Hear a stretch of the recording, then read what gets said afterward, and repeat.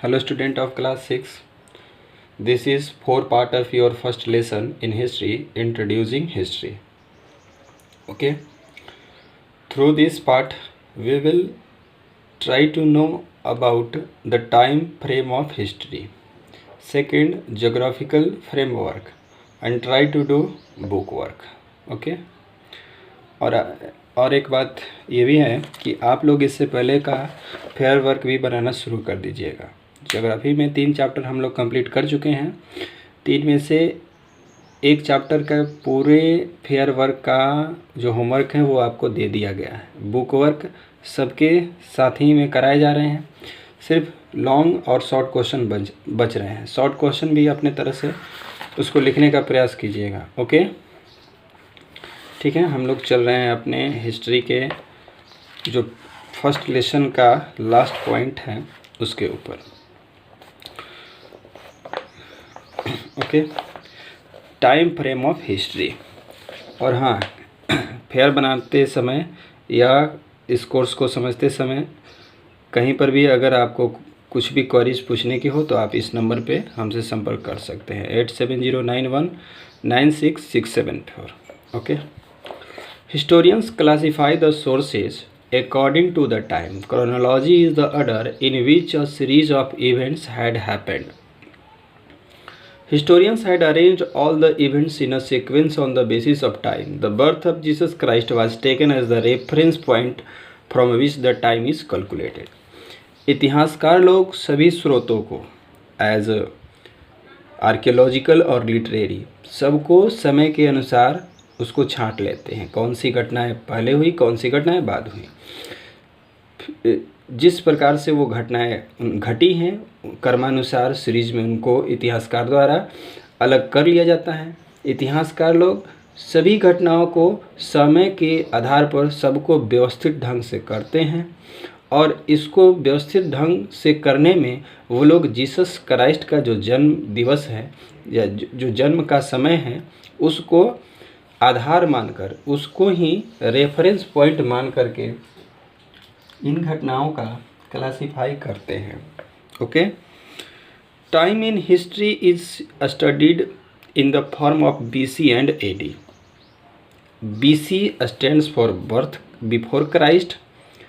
It refers to the period before the birth of Jesus Christ, and AD stands for Anno Domini, meaning in the year of the Lord, and it refers to the period after the birth of Jesus Christ. इतिहास में जो समय होते हैं उसको हम लोग BC और AD के स्वरूप में लिख करके अध्ययन किया जाता है। BC का मतलब होता है क्राइस्ट के से पहले। इसका अर्थ ये हुआ कि जीसस क्राइस्ट के जन्म से पहले का समय। AD का अर्थ ये होता है अन्नो डोमिनी, और अन्नो डोमिनी का अर्थ ये होता है कि in the year of Lord, जब भगवान थे तो भगवान के समय में। इसको हम लोग इस तरह भी समझते हैं कि ये जीसस क्राइस्ट के जन्म दिवस के जब जन्म हुआ उसके बाद का समय को हम लोग AD कहते हैं, और इसको BC कहते हैं जब उनका जन्म से पहले का समय था। Okay, the same events can be graphically represented in a timeline also. इसी घटना को हम लोग ग्राफिकली रूप में इस तरह से प्रस्तुत किया जाता है। इस टाइमलाइन को ग्राफिक ढंग से इस तरह से समझा जा सकता है। ये हुआ बर्थ ऑफ जीसस क्राइस्ट का पॉइंट, और इनके समय की जो घटनाएं हैं वो BC हो गया, और यहाँ से जो बाद की घटनाएं हैं यहाँ जो हम लोग आज में हैं तो ये हुआ हम लोग का AD। और इससे बहुत पहले जाते हैं तो मिलियंस ऑफ ईयर्स अगो, जब जैसे धरती का निर्माण हुआ, धरती उत्पन्न हुआ, तो वो बहुत सारा पीछे की घटनाएं हैं। अभी जो घटनाएं हैं वो AD हैं, जो अभी घटनाएं चल रही हैं जीसस क्राइस्ट के जन्म दिवस के बाद की हैं, और जीसस क्राइस्ट के जन्म से पहले का जो समय है उसको हम लोग BC कहते हैं। Now geographical framework. The history of a country is influenced by it's geographical factors. The Indian subcontinent has distinct geographically features. किसी देश की इतिहास जो होती हैं वो इसके भौगोलिक कारण से भी प्रभावित होती हैं। भौगोलिक कारण भी उसमें उसके कुछ तत्व रहे होंगे। भारतीय उपमहाद्वीप की भी विशिष्ट भौगोलिक पहचान है। The North Indian Gangetic Plain is very fertile, hence humans settled first around this region. The South Peninsula was divided into a smaller region by mountains, plateaus and river valleys. उत्तर भारत का जो गंगा का मैदान है, समतल मैदान है, वो बहुत उपजाऊ हैं। अतः शुरू से ही मानव लोग इस रीजन में बसना शुरू किए तथा दक्षिणी का जो प्रायद्वीपीय भाग है, साउथ इंडिया का जो प्रायद्वीपीय क्षेत्र हैं, वो छोटे छोटे क्षेत्रों में बटे हुए थे तथा पहाड़ों से, पठारों से और नदी घाटियों से घिरे हुए थे। The great Himalayas in the north act as a barrier between India and Central Asia. The passes in the mountain formed routes of contact through which ideas, tradition and culture were exchanged. अब great Himalayas, उत्तर में के जो बृहत हिमालय क्षेत्र हैं, वो क्या काम करता है कि सेंट्रल एशिया, देखिए हम लोग का देश जो है वो साउथ एशिया में पड़ता है। एशिया कंटिनेंट के साउथ वाले क्षेत्र में पड़ते हैं और बाकी वाला जैसे ऊपर जाते हैं वो सारा क्षेत्र सेंट्रल एशिया में पड़ता है। तो सेंट्रल एशिया और ये हम लोग का देश, तो इन दोनों के बीच में एक प्रकार से बैरियर, रुकावट का काम करता है, एक प्रकार से प्रहरी का काम करता है, रोकने का काम करता है। और यहाँ पर इन हिमालयों के बीच में जो पासेज हैं, पासेज का मतलब दर्रा, दो पहाड़ों के बीच के जो रास्ते होते हैं उनको पासेज कहते हैं।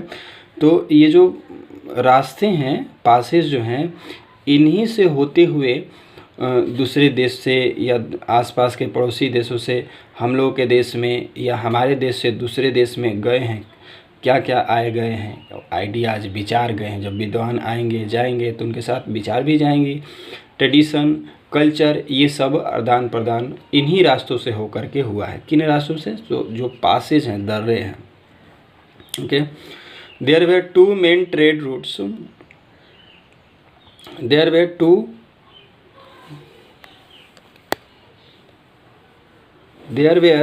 To main trade routes, one stretched from the Hindu Kush mountains to the mouth of Ganga and was called the Uttar Path.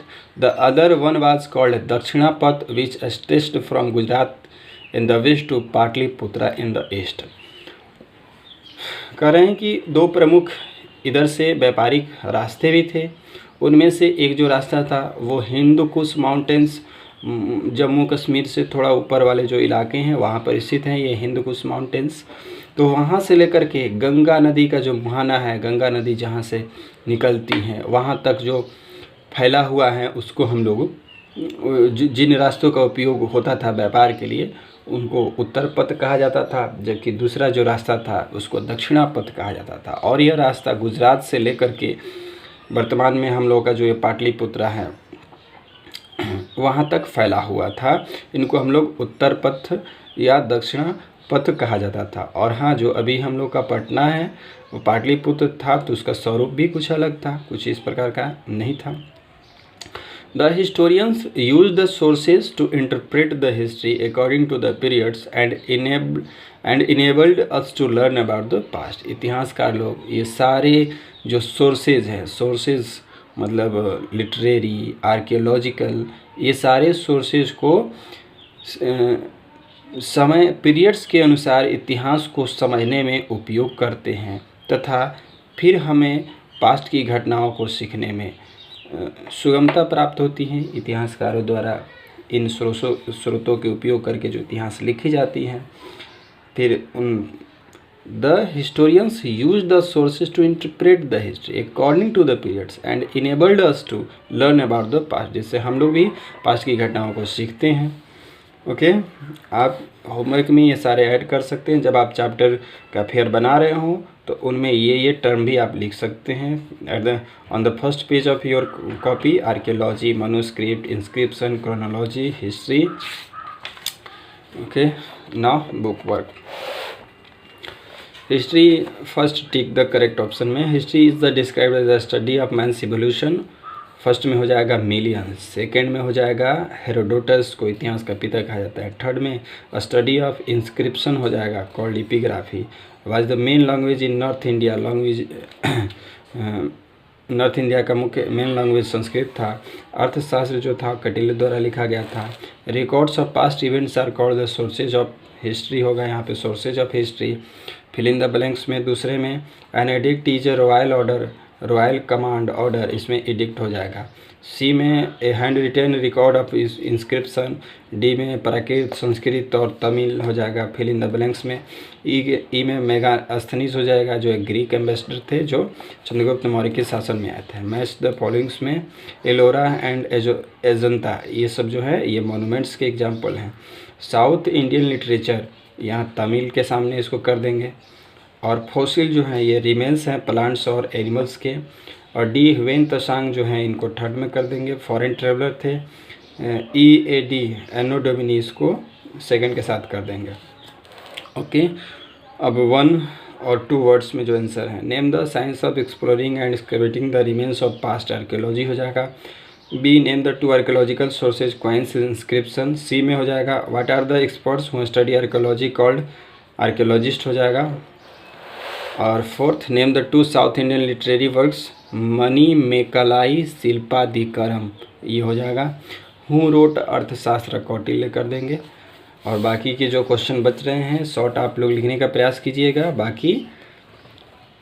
बाकी इसको हम सॉल्व करके आंसर लिख करके आपको होमवर्क के रूप में जल्द ही प्रोवाइड करा देंगे। आशा है कि सोमवार तक बाकी ज्योग्राफी के जो चैप्टर हैं उनको भी उसका क्वेश्चन आंसर करके आपको सोमवार के दिन प्रोवाइड करा दिया जाएगा। ओके।